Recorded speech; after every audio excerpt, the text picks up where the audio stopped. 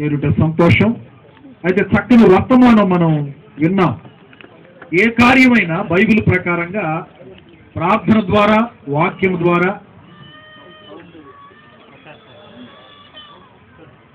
Praise the Lord, praise the Lord. ఏ కార్యమైనా Bible ప్రకారంగా వాక్యము ద్వారా, ప్రార్థన ద్వారా, యేసుక్రీస్తు రక్తము ద్వారా పరిశుద్ధపరచబడాలి. అది it's order of the Bible, Bible యొక్క ఆర్డర్ అన్నమాట. కాబట్టి ప్రార్థన చేశాం.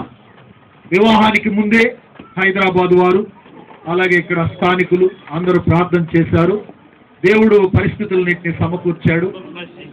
మరి వారి మనసులను కూడా ప్రార్థన ద్వారా దేవుడు సిద్ధపరుస్తూ వచ్చాడు. రెండవదిగా వాక్యం ద్వారా కూడా వాళ్ళని సిద్ధపరిచాడు. ఈ రోజు కూడా చక్కని వాక్యం ద్వారా ప్రిపేర్ అవడానికి ప్రభు సహాయం చేశాడు. ఈ వాక్యంలో మనం విన్న కొన్ని హైలైట్స్ ఏంటంటే, వివాహము పరిశుద్ధమైంది అనేది మనం గుర్తు చేసుకోదగిన విషయం. లోకంలో ఉన్న అన్ని వివాహాలకి ఈ వివాహానికి చాలా వ్యత్యాసం ఉంది. ఇది పరిశుద్ధమైన వివాహం, క్రైస్తవ వివాహం. ఎందుకు అంటే దీన్ని స్థాపించిన వాడు పరిశుద్ధుడు.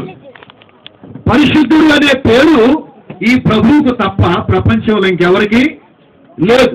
ఎందుకంటే జన్మలో పాపము లేనివాడు, జీవితంలో పాపము లేనివాడు, మరణములో పాపము లేనివాడు, రక్తములో పాపము లేనివాడు, మరణాన్నే జయించి తిరిగి లేచిన వాడు యేసుక్రీస్తు ఒక్కడే. Jesus Christ is the only unique personality in the whole world. The personality of Jesus is uncomparable. ఎవరితో పోల్చడానికి వీలు లేని వ్యక్తిత్వము కలిగినటువంటి వాడు ప్రభువైన యేసుక్రీస్తు.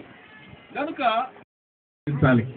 తర్వాత వివాహము ఏదో కానిండిరా, తొందరగా కానిండి, టైం అయిపోతుంది, ఏదో ముగించుకుందాం, వర్షం వచ్చేస్తుంది అంటే ఆ పరిస్థితులు మనందరికీ ఆ టెన్షన్ ఉంటుంది.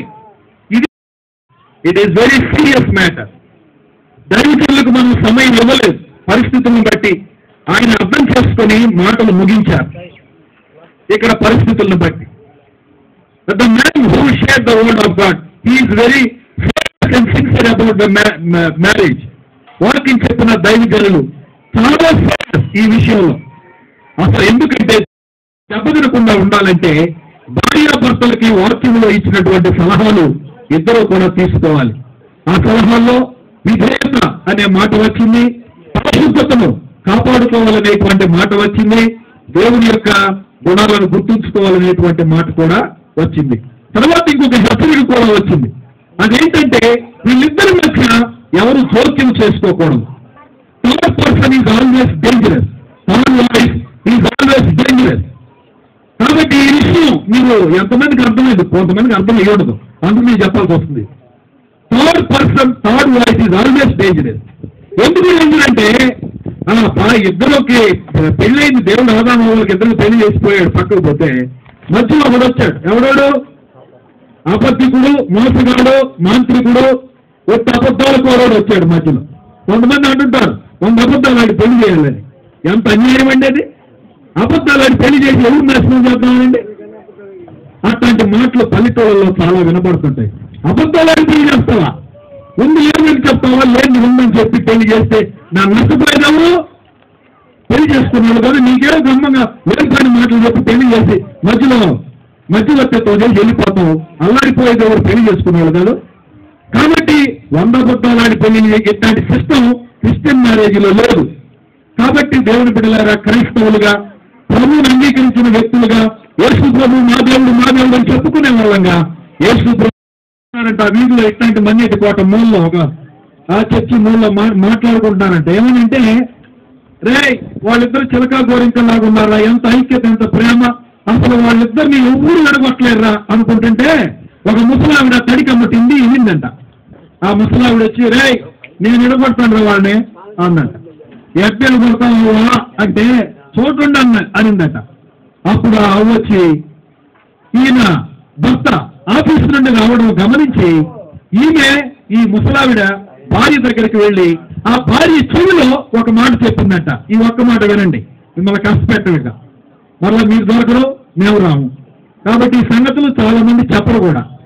ఆ ముసలావిడ వచ్చి చెప్పిందట చెవిలో, ఎవరికి? ఈ భార్యకి చెప్పింది. ఈ చిలకా గోరింకల్లాగా ఉండే భార్యాభర్తలు భర్త రావడం గమనించిన ఈ ముసలావిడ విడగొట్టాలని ప్లాన్ చేసుకుంది కాబట్టి ఈ భార్య చెవిలో భర్త చూస్తుండగా ఒక మాట చెప్పి వెళ్ళిపోయింది.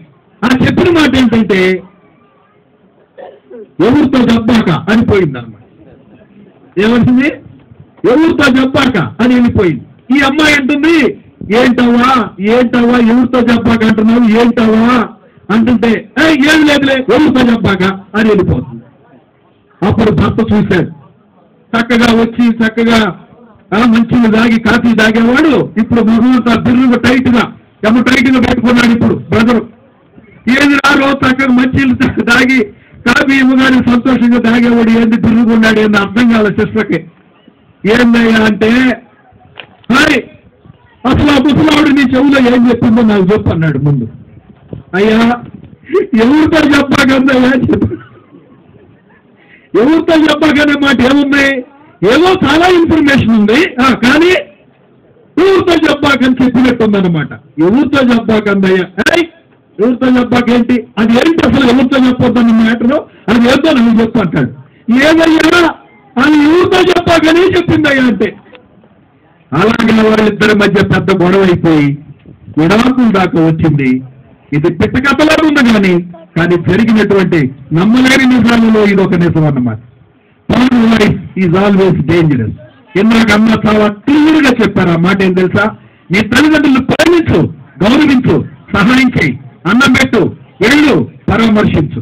కానీ వాళ్ళ మీద ఆధారపడినట్టుగా అత్తమామలు, తల్లిదండ్రులు అసలు వాళ్ళు లేకపోతే అసలు నేను ఉండలేను అన్నప్పుడు భార్య దగ్గర మా అన్నోళ్ళు కనుక లేకపోతే అసలు నేను కాపురం చేయలేను, మమ్మోళ్ళ పిల్లలు ఎంత బాగుందని అమ్మాయి చెప్పడం, అబ్బాయి ఏమో అసలు మమ్మోళ్ళు చెప్పకపోతే అసలు నేనేం విన్ను. ఇట్లాంటి సిస్టమ్ బైబిల్లో లేదు, దేవుడు చెప్పలేదు. తల్లిదండ్రులారా, నా ప్రియమైన పెద్దలారా, ఆ పిల్లలు బాగుండాలనే కదా పెళ్లి చేశాం మనం.